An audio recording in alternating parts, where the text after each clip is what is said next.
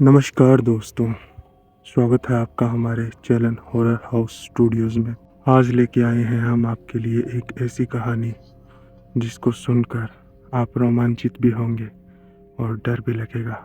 कभी कभी वो रात का मंजर याद आता है तो मेरा दिल दहल उठता है। आखिर वो क्या थे? वो महज ख्वाब था या हकीकत जिसे मैं आज तक भुला न सका। जब कभी वो ख्याल मुझे आता है तो आज भी मेरे रोंगटे खड़े हो जाते हैं। उस रात की सारी घटना मेरी आंखों के सामने फिल्म की भांति चलती है। भयानक अंधेरी रात, ऊपर से सुनसान इलाका, बड़ा सा उजाड़ वो घर, फिर कंडक्टर की लाश का यूं मिलना। न जाने उस रात हमारे साथ क्या होने वाला था। अगर वो ना होते तो शायद कंडक्टर की भांति हम भी वहीं मारे जाते। दोस्तों, मेरा नाम राजीव है। आज से 20 साल पहले की बात है। मेरी पत्नी सविता और मेरा बेटा जय मेरे पीछे पड़े हुए थे। हमें घूम के आना है, हमें घूम के आना है। मैं भी उनको काफ़ी समय से टाल रहा था, पर अब टाल पाना मुश्किल था। तो मैंने मेरे ऑफिस से 5 दिन की छुट्टी ली और पत्नी और बच्चे को लेकर निकल पड़ा जयपुर घूमने के लिए। मैंने सुना था जयपुर बहुत ही ज़्यादा सुंदर है, जो राजस्थान की राजधानी है। वहाँ की खूबसूरती के किस्से काफ़ी सुने थे, तो इस बार हम वही घूम के आए। जहाँ हमने एक होटल में रूम लिया। अगली सुबह हम निकल पड़े। दोस्तों, जैसे सुना था जयपुर सच में खूबसूरत है। हमने 2-3 दिन वहाँ खूब घूमा। जयपुर का टूर लगभग 2 या 3 दिनों का ही था। हमने 2 या 3 दिनों में जयपुर घूम लिया। हमको बड़ा मज़ा आया। मेरे पास अभी भी 2 दिन की छुट्टी पड़ी हुई थी और मैं इसको ऐसे वेस्ट नहीं करना चाहता था। मैंने सविता को कहा, क्यों ना हम अजमेर शरीफ घूम के आ जाते हैं, अच्छा ही होगा। हमें इन छुट्टियों का पूरा लाभ लेना चाहिए। सविता भी खुशी खुशी मान गई। मैंने जल्दी बस का पता किया। यहाँ से बस रात के 8 बजे की थी। वैसे भी शाम तो हो चुकी थी, तो हमारे लिए शायद रात की 8 बजे की बस सही रहेगी। तो मैंने उसकी सीटों को बुक कर लिया। सविता और जय ने सब सामान पैक कर लिया और हमने होटल से चेकआउट कर टैक्सी कर बस स्टॉप जाना सही समझा। हम लगभग 7:30 तक बस स्टैंड पहुँच चुके थे। मैंने खाने पीने का सामान ले लिया ताकि बस में भूख लगे तो कुछ ना कुछ खा ले। जब बस को देखा तो मेरे और सविता की भूख मर गई। इतनी खड़खच डिब्बे सी बस एक पुरानी खड़खच डिब्बा सा था जिसमें हमें सफ़र करना था। पर उसके बाद बस सुबह थी, हमारे पास और कोई विकल्प भी नहीं था, तो हम तीनों ने उसी बस में जाना सही समझा।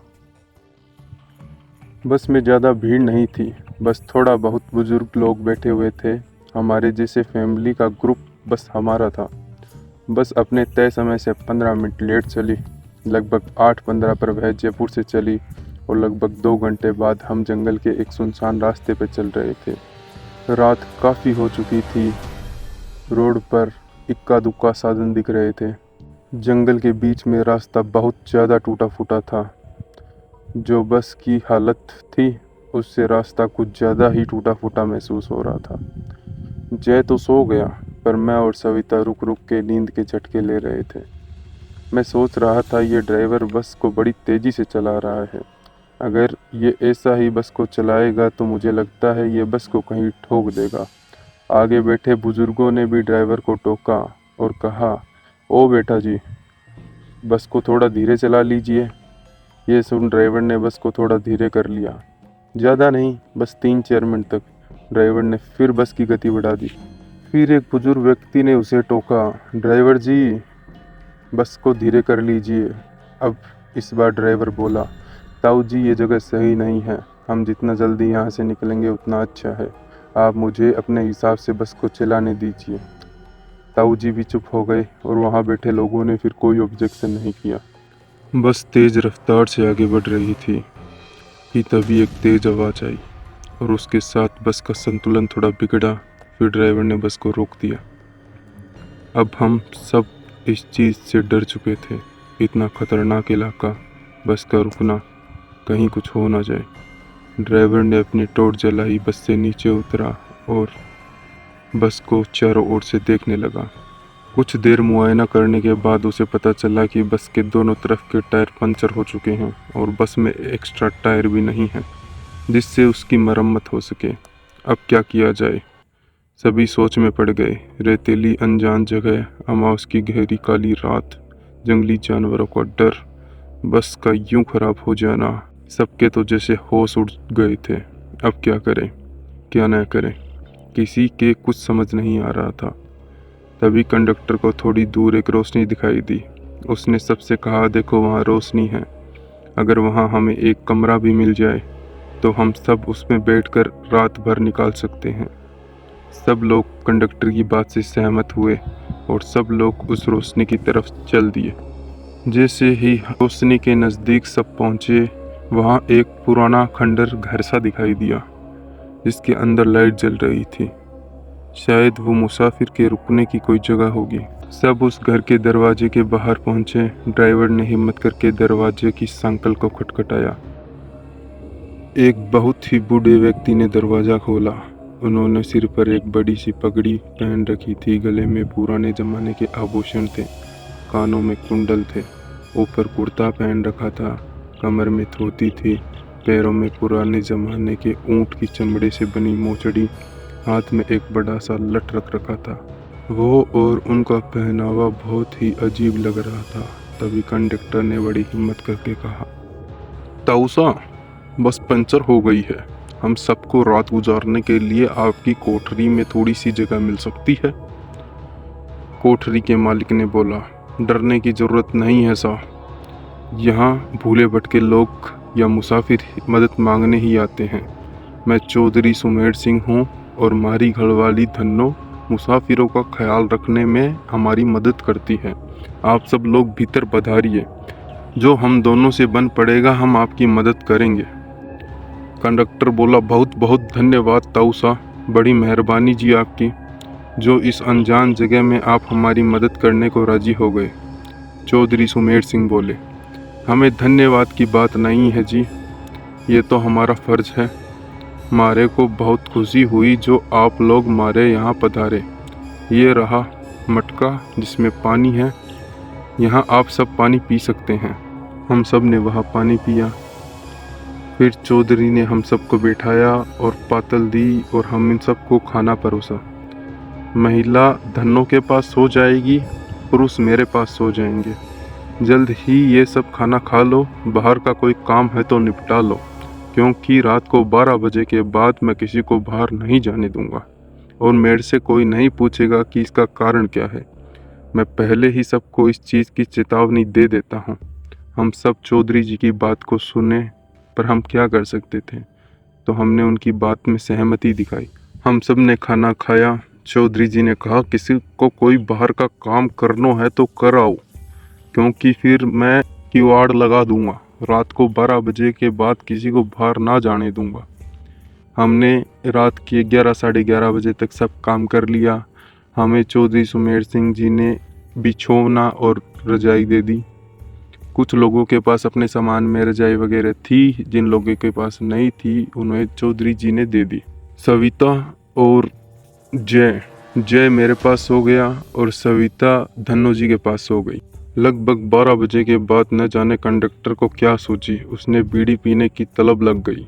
वो बोला, चौधरी जी मैं बस 5 मिनट में बाहर जाकर आता हूँ। चौधरी जी ने उन्हें डांटा, मैंने पहले ही कहा था मैं रात को 12 बजे का बाद 12 कोई नहीं कौन जान दूँ, तो थे अब बाहर जाने की क्यों सोच रहे हो। कंडक्टर ने फिर भी बात को अनदेखा किया और चौधरी जी को कहा कि मुझे बीड़ी की तलब लग रही है, मुझे बाहर जाके आना होगा। वो नहीं माना और जिद करके बाहर चला गया। उसके बाहर जाते ही चौधरी जी ने घर के किवाड़ को बंद कर दिया। वो उसके आगे एक टेबल रख दी ताकि किवाड़ को कोई खोल ना सके। यही 10-15 मिनट के बाद बाहर से कंडक्टर के जोर जोर से चिल्लाने की आवाज़ें आने लगी। हम सब उसकी आवाज़ को देख के सहम गए। कुछ लोगों ने हिम्मत की और बाहर जाने का सोचा कि हम कंडक्टर की हेल्प करते हैं, पर चौधरी जी ने साफ साफ मना कर दिया।